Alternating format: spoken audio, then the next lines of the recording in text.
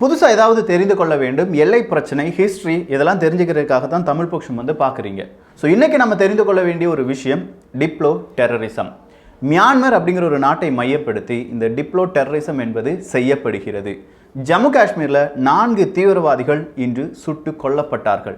ஆனால் அதன் பிறகு நடந்த அந்த ரைடில் நமக்கு கிடைச்ச ஆயுதங்கள் பல அதிர்ச்சியான உண்மைகளை சொல்கிறது. அது என்ன? சீனா இந்தியா எல்லையில் பதட்டம் முடியவில்லையாமே, அதனுடைய உண்மைத்தன்மை என்ன?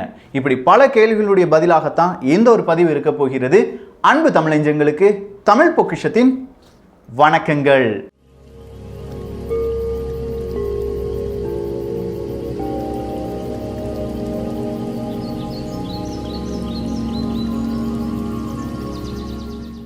சீனா இந்தியா எல்லை பிரச்சனை ரொம்ப நாளாக இதை கேட்டுகிட்டே இருக்கும். 8 கட்ட பேச்சுவார்த்தை முடிஞ்சிருச்சு. நாங்கள் 3 கட்டமாக எங்களுடைய படைகளை வாபஸ் பெற்றுக்கொள்கிறோம் அப்படின்னு சொல்லி சீனாவே சம்மதம் தெரிவித்தது. 9வது கட்ட பேச்சுவார்த்தையில் இதனுடைய ஒப்பந்தம் கையெழுத்தாகும் அப்படின்னு சொல்லி எல்லாருமே எதிர்பார்த்திருக்கும் இந்த ஒரு தருணத்தில் ஒரு உண்மை வெளியில் வருது. லடாக் பகுதிகளில் சீனா இப்போதைக்கு படைகளை வாபஸ் வாங்காது. 300க்கும் அதிகமான பீரங்கிகள் லடாக் பகுதிகளில் இப்போதும் சீனா வைத்திருக்கிறது அப்படின்னு தான். 60க்கும் மேற்பட்ட ஹெவி ரக வாகனங்கள் அங்கே புதிதாக நிறுத்தப்பட்டிருப்பதாக செய்திகள் சொல்லப்படுகின்றன. இந்த லடாக் பகுதிகள் அப்படின்னு சொல்லும்போது அக்சாய் சின் அப்படிங்கிற அந்த பகுதியும் நம் நினைவுக்கு வர வேண்டும். இப்போ பிரச்சனை எல்லாமே இந்த அக்சாய் சின்ல தான். ஃபிங்கர் பாயிண்ட் 4ல் இருக்கிற சீன ராணுவ வீரர்கள் ஃபிங்கர் பாயிண்ட் 8க்கு போயிடுவாங்க அப்படின்னு சொல்லி தான் அக்ரிமெண்ட், 3 கட்ட அக்ரிமெண்ட் செய்யப்பட்டது. இப்போ புதுசாக சீன அரசாங்கம் சீன ராணுவ வீரர்கள் என்ன செஞ்சிருக்காங்கன்னா, ஃபிங்கர் பாயிண்ட் 6ல இருந்து ஃபிங்கர் பாயிண்ட் 8 வரை தார் ரோடு போட்டிருக்காங்க அப்படின்னு சொல்ற ஒரு செய்தி வெளியில வந்திருக்கு. ஸோ இந்த தார் ரோடு போட்டிருக்காங்க அப்படின்னு சொல்லும்போது நிச்சயமாக படைகளை சீக்கிரமாக ஒவ்வொரு இடங்களிலும் கொண்டு வருவதற்காக இந்த மாதிரி ரோடுகளை அவர்கள் செய்கிறார்கள் என்பதுதான் மறுக்க முடியாத உண்மையாக இருக்கிறது. ஒருவேளை இதுக்காகத்தான் ஃபிங்கர் பாயிண்ட் 4லிருந்து ஃபிங்கர் பாயிண்ட் 6, 7 வரை யாருமே ஒரு பஃபர் ஜோனா வைக்கலாம், யாரும் ரோந்துக்கு செல்ல வேண்டாம் அப்படின்னு சொல்லி சீன ராணுவ வீரர்கள் சொன்னார்களோ? ஒரு கேள்விதான், நம் மனதில் வர வேண்டிய ஒரு கேள்விதான். 2 தினங்களுக்கு முன்பாக சீன ராணுவம் இந்திய ராணுவத்துக்கு எதிராக மைக்ரோவேவ் வெப்பனை பயன்படுத்தினார்கள் அப்படிங்கிற ஒரு செய்தி தீயா பரவியது. தீயா பரவியதுன்னா இன்டர்நேஷனல் மீடியா வர அந்த செய்தியை டெலிகாஸ்ட் பண்ணிட்டாங்க. ஆனால் நம்முடைய ராணுவம் அதை மறுத்தது. அப்படி எதுவுமே நடக்கல, பூச்சாண்டி வேலையெல்லாம் இங்கே காண்பிக்காதீங்க, இந்த சைக்காலஜிக்கல் வார்ஃபேரை பற்றிலாம் எங்களுக்கு தெரியும், ஸோ நீங்கள் என்ன செய்கிறீங்க அதை மட்டும் தெளிவாக இங்கே சொல்லுங்க அப்படின்னு சொல்லி சீன ராணுவத்துக்கு எதிராக ஒரு செய்தியை வெளியிட்டிருந்தது. அதை மட்டும் தான் வெளியிட்டார்களா? இல்லையே, ராணுவம் வேறு சில தகவல்களையும் வெளியிட்டிருந்தார்கள். அது என்னன்னா, நம்முடைய சோல்ஜர்ஸுக்காக லடாக் எல்லை பகுதிகளில் நவீன ரக வீடுகள் கட்டப்பட்டிருக்கின்றன, குடில்கள் தான், ஆனால் அது நவீனமாக இருக்கும், குளிரை தாங்கக்கூடிய எல்லா நடவடிக்கைகளும் எடுக்கப்பட்டிருக்கின்றன அப்படின்னு சொல்ற பலவிதமான கட்டுமானங்களையும் நம்முடைய ராணுவம் வெளியில கொண்டு வந்தாங்க, காண்பித்திருந்தார்கள். இதெல்லாம் நம்ம மீடியால வரவும் செய்யாது. ட்விட்டர் எங்கேயாவது நீங்க பார்த்திருந்தா உண்டு, அவ்வளவுதான். ஸோ இப்படி பல நடவடிக்கைகளில் நம்முடைய ராணுவமும் இப்படி ஈடுபட்டு இருக்கும்போது தான் இன்றைய செய்தி ரொம்ப ஷாக்கிங்காக இருந்தது. சீன ராணுவம் மறுபடியும் படைகளை அங்கே குவித்து இருக்கிறது என்கிறது தான். ஸோ சீனா ஒரு கட்டத்தில் எப்படியாவது இந்தியாவை வீழ்த்தி விட வேண்டும் அப்படின்னு சொல்றதுக்கான ஒரு ஹிஸ்ட்ரியும் இருக்குதான். அது என்ன ஹிஸ்ட்ரினா, ஆங்கிலோ பிரெஞ்சு யுத்தம் அப்படின்னு சொல்லுவாங்க. கிட்டத்தட்ட 7 வருடங்கள் நடந்ததாக கூறுகிறார்கள். இதே மாதிரி தான் எல்லை பிரச்சனையில் பிரான்சும் இங்கிலாந்தும் மோதிக்கொள்கின்றன. ஒரு கட்டத்தில் பிரான்ஸ் அவங்களுடைய நாட்டில் உள்கட்டமைப்பை செய்யும் போது அதற்கு இங்கிலாந்து எதிர்ப்பு தெரிவிக்கிறது. ஸோ அந்த எல்லையை பேஸ் பண்ணி இங்கிலாந்துக்கும் பிரான்ஸுக்கும் இடையே ஒரு பிரச்சனை வருகிறது. அதன் பிறகு கொஞ்சமாக அது பேசி முடிக்கப்படுகிறது. 8 ராணுவ வீரர்கள் கொல்லப்படுகிறார்கள். லடாக்ல என்னெல்லாம் நடந்துச்சோ அதே மாதிரியான ஒரு ப்ளோட் ஆங்கிலோ பிரெஞ்சு யுத்தத்திலும் நடந்ததாக கூறுகிறார்கள். இது 7 வருடத்திற்கு நீண்டதான். ஸோ அந்த அளவுக்கு நீளுமா இந்த ஒரு பிரச்சனை, சீனா இந்தியா பிரச்சனை அப்படின்னு கேட்டா, சீக்கிரமா இது முடிய வேண்டும் என்று பலர் நினைத்தாலும் அவ்வளவு சீக்கிரமாலாம் இதை முடித்து விட மாட்டோம் அப்படின்னு சொல்லி சீனா ஒரு கங்கணம் கட்டிக்கொண்டு அலைகிறது. இந்த நேரத்தில் தான் ஜம்மு காஷ்மீர்ல நடந்த அந்த பிரச்சனையும் நம்ம உன்னிப்பா கவனிக்க வேண்டும்.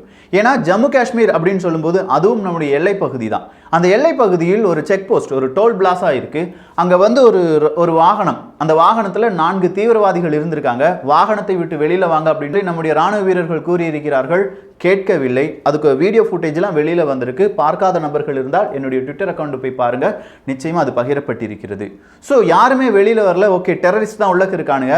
ஏன்னா இந்த வருடத்தில் மட்டும் இது 2வது முறை இப்படி வாகனத்தில் டோல் பிளாசா வழியாக டெரரிஸ்ட் உள்ளக்க போறது. சரி, அந்த வாகனத்தில் என்ன இருக்கு அப்படின்னு பாத்தீங்கன்னா 11 AK-47 துப்பாக்கி, ஒரு 20க்கும் மேற்பட்ட கிரனேட்ஸ், அதே மாதிரி பீரங்கிகளை அழிக்கக்கூடிய குண்டுகள், இப்படி பெரிய ஒரு திட்டத்திற்காக இந்த 4 தீவிரவாதிகள் நம்முடைய எல்லையை கடக்க முயற்சி செய்தார்கள் என்கிற உண்மைதான்.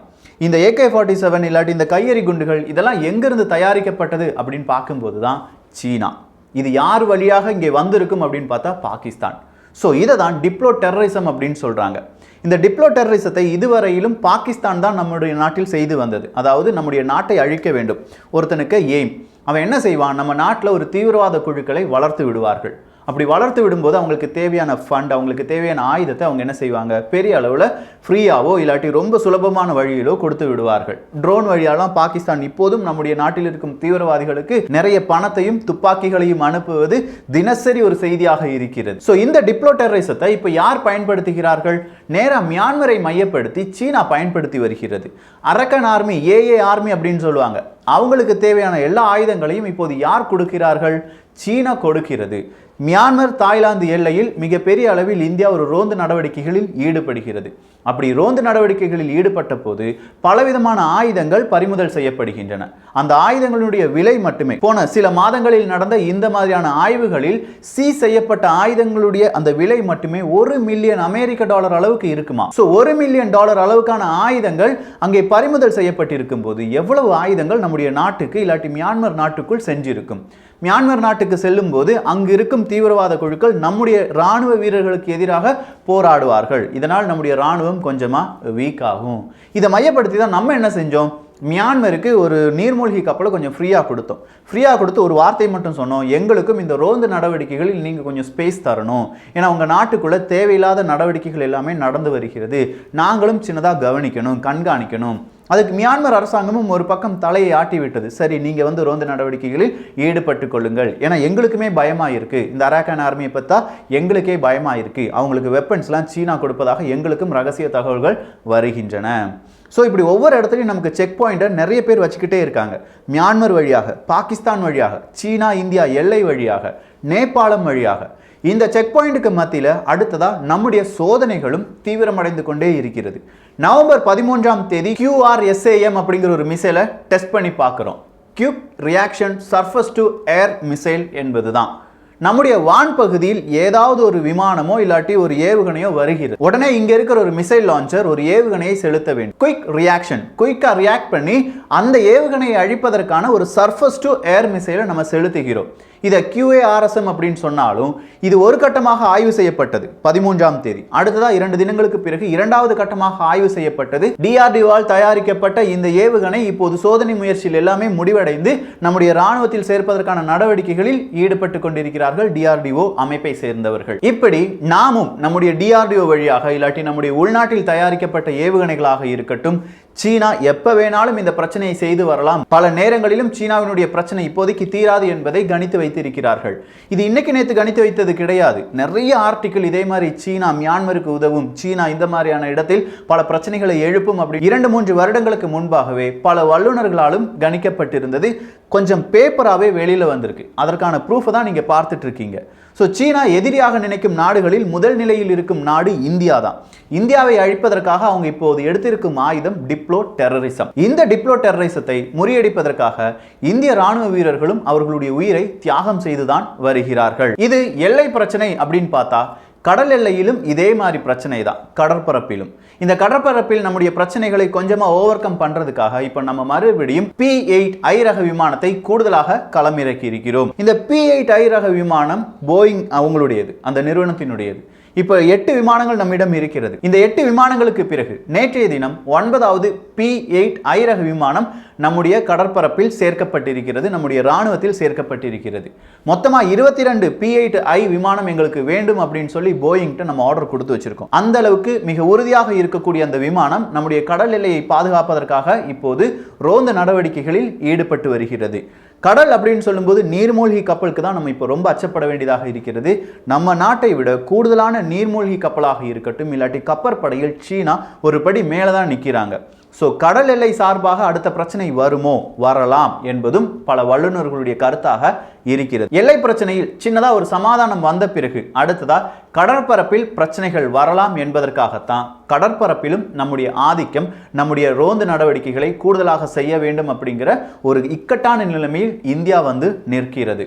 மலபார் எக்ஸசைஸ் 2வது கட்டம் நடைபெற்று வரும் இந்த ஒரு தருணத்தில் P-8I ரக விமானத்தையும், அதே மாதிரி கடற்பரப்பை கண்காணிக்க நாங்களும் தயாராகிறோம் அப்படின்னு சொல்லி ஜெர்மனி, ஆஸ்திரேலியா, ஜப்பான் போன்ற நாடுகள் இந்தியாவுக்கு உதவி செய்வதும் ஒரு எதிர்காலத்துக்கான யோசனையாக தோன்றுகிறது. ஸோ இன்னைக்கு நாளைக்கு இந்த எல்லை பிரச்சனை முடிவதாக தெரியவில்லை. 9வது கட்ட பேச்சுவார்த்தை, அதன் பிறகு சீன ராணுவம் மறுபடியும் உண்மையாக நடந்து கொள்ளுமா, இல்லை நாங்கள் நடந்து கொள்வோம் அப்படின்னு சொல்லிட்டு மறுபடியும் பேக்டோர் வழியாக அவங்களுடைய ராணுவ வீரர்களை களமிறக்குவார்களா? பெரிய பெரிய கேள்விகள் நம் முன்னே இருக்கின்றன. இதற்கு காலம்தான் பதில் சொல்ல வேண்டும். ஸோ யாரும் நினைச்சிடாதீங்க எல்லை பிரச்சனை முடிஞ்சிருச்சு, ஏன்னா நியூஸ் மீடியாலெல்லாம் பெருசாக வராதனால ஓகே முடிஞ்சிருச்சு போல அப்படின்னு சொல்லி எல்லாருமே நினைச்சிட்டு இருக்காங்க. முடியலை. 300க்கும் அதிகமான பீரங்கிகள் நம்முடைய ராணுவ வீரர்களை கொள்வதற்கு காத்திருக்கின்றன அப்படிங்கிற செய்தி தான் இன்னைக்கு வந்திருக்கிற லேட்டஸ்ட் செய்தி. இந்த ஒரு காணொளி பற்றிய உங்களுடைய கருத்துக்கள் இங்கே வரவேற்கப்படுகின்றன.